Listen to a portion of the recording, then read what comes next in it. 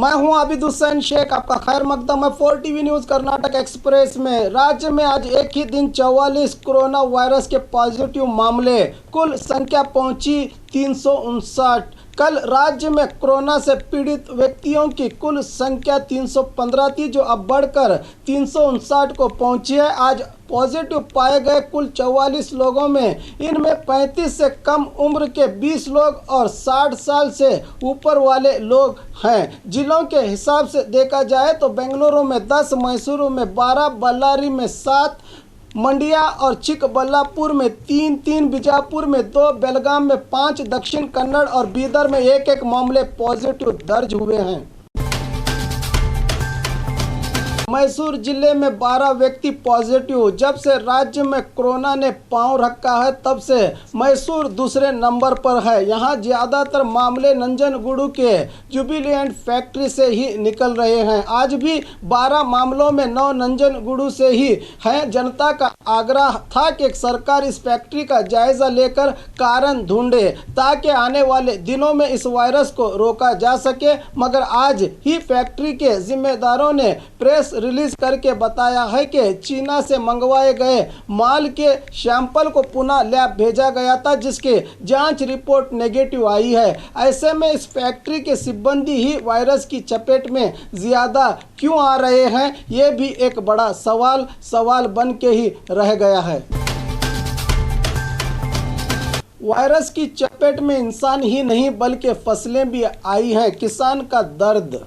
राक्षस virus corona सिर्फ इंसान को ही नहीं बल्कि फसलों को भी निगल रहा है। आए दिन देखने में आया है कि इस वायरस के कारण लॉकडाउन जारी है। ऐसे हालात में फसल को मार्केट में पहुंचाना ही नामुमकिन है, तो इसको बेचकर रुपया कमाना तो दूर की बात है। अतनी तालुका के झुंझुरवाड़ ग्राम के किसान स्वप्निल पाटिल ने अपने खेत में 3 एकड़ जमीन में करीब 5 लाख खर्च करके शिमला मिर्च बोई थी, जिसकी फसल भी अच्छी आई है, मगर लॉकडाउन के हालात में इसको बेचना दुश्वार है, इसलिए परेशान है। ये कह रहे हैं कि इसको फेंकने के अलावा दूसरा रास्ता नहीं है। इनकी आवाज़ में रुपया और मेहनत बेकार हो जाने का मलाल दिखाई देता है। सरकार को चाहिए कि फसल का परिहार दें, इससे कुछ तो किसान का बोझ हल्का हो जाएगा।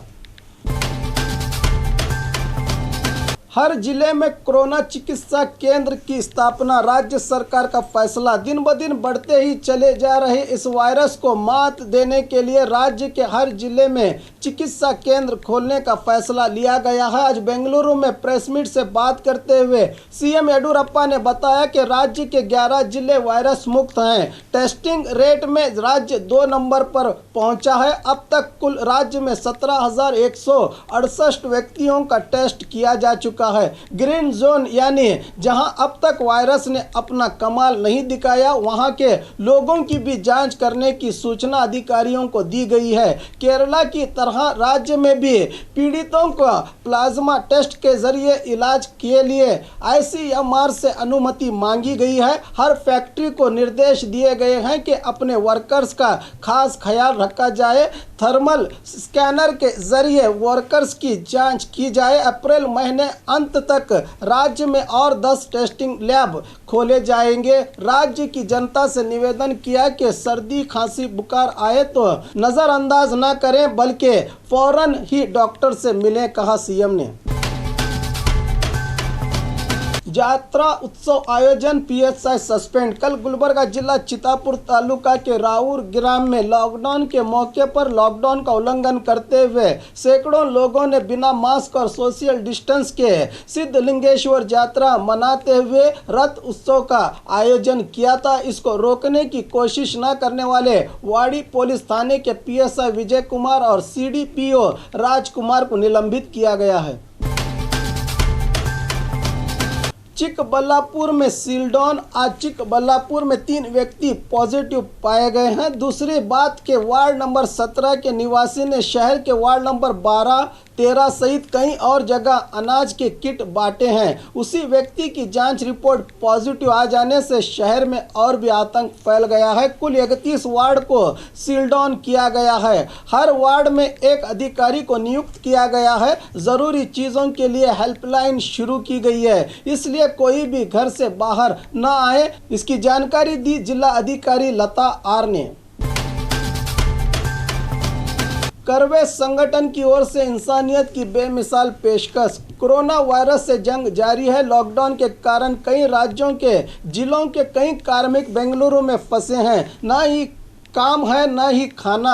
ऐसे में कर्नाटक रक्षणा वेदी के बेंगलुरु मल्लेश्वरम घटक के अध्यक्ष GS चौधरी के नेतृत्व में पिछले 21 दिनों से अंबिगेरी, पेन्या, नील गेदनहल्ली, स्वर्ण नगर और श्रीरामपुर में फंसे करीब 1400 कार्मिकों को खाना मुहैया किया जा रहा है। इस मौके पर बात करते हुए अध्यक्ष चौधरी ने कहा कि सरकार राशन बांट रही है। इस्कान और दूसरे संस्थाएं हमारे फाउंडेशन, इंदिरा कैंटीन के अलावा और भी लोग खाना बांटने का नेक काम कर रहे हैं, मगर फिर भी कोई ना कोई भूखा रह जाता है। जब तक लॉकडाउन रहेगा ये काम चलता रहेगा, कहा अध्यक्ष ने। इनके इस काम की हम दाद जरूर देंगे। 4 विभागों के सिब्बंदियों को बुलावा, सरकार के सेक्रेटरी का आदेश। कृषि से जुड़े मामलों में किसानों को हो रही नुकसान को देखते हुए लॉकडाउन में भी कृषि क्षेत्र में कुछ ढील दी गई है। इसी कारण सरकार के सेक्रेटरी TM विजय भास्कर ने सर्कुलर जारी करते हुए APMC, कृषि, कार्मिक और बागबानी विभाग के सिब्बंदियों को आदेश दिया है कि ये ड्यूटी पर हाजिर रहें। सिर्फ 10 लोगों के बीच शादी की रस्म मुकम्मल। कातिल वायरस कोरोना के मद्देनजर सोशल डिस्टेंस का ख्याल करते हुए लॉकडाउन के हालात में कोप्पड़ जिला कारटगिरी तालुका के नवली ग्राम में तयशुदा तारीख के मुताबिक आज महादेव और शिवलीला नामक जोड़े की शादी रचाई गई। इस शादी में सिर्फ परिवार के 10 लोग भागी रहे। होमगार्ड की हुनरमंदी, दवा लेने निकले युवक पर लाठी का इस्तेमाल। लॉकडाउन के कारण घर से निकलना मना है, ठीक है, पर ज़रूरी चीज़ें लाने के लिए घर से निकलना भी तो ठीक ही है। गैर ज़रूरी घूमने वालों को काबू में करने के लिए पुलिस को लाठी दी गई है। ज़रूरी काम से निकलने वालों के लिए नहीं, मगर दवा लाने के लिए मेडिकल शॉप जा रहे युवक पर लाठी बरसाने की घटना हासन जिला में घटी है। होली नरसीपुर तालुका के हल्ली मैसूर ग्राम में दवा लाने जा रहे युवक पर होमगार्ड ने लाठी बरसाई, जिसके लेकर ग्राम की जनता होमगार्ड पर आक्रोश जता रही है। ये होमगार्ड है तो ये आलम है, PSI होते तो क्या होता, कह रही है ग्राम की जनता। केरल में फंसे कोप्पड़ के युवकों की जिला अधिकारी से गुहार। रोजी रोटी की तलाश में कोप्पड़ जिला यलबुर्गा तालुका कोल्लूर ग्राम के 17 युवक केरल पहुंचे हैं। अब लॉकडाउन के बाद अपनी परेशानी बयान करते हुए वीडियो बनाकर इन युवकों ने विधायक संगणना सहित जिला अधिकारी से निवेदन किया है कि इन्हें वापस अपने ग्राम पहुंचा दिया जाए। अब देखना है कि विधायक और जिला अधिकारी इनके लिए क्या कदम उठाते हैं।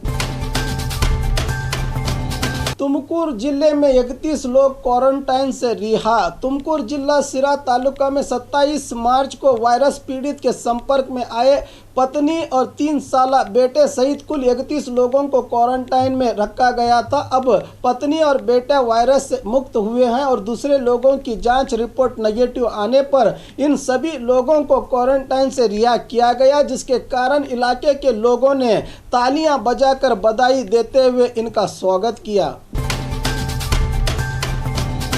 और खबरों के लिए देखते रहिए 4 TV न्यूज़ कर्नाटक एक्सप्रेस।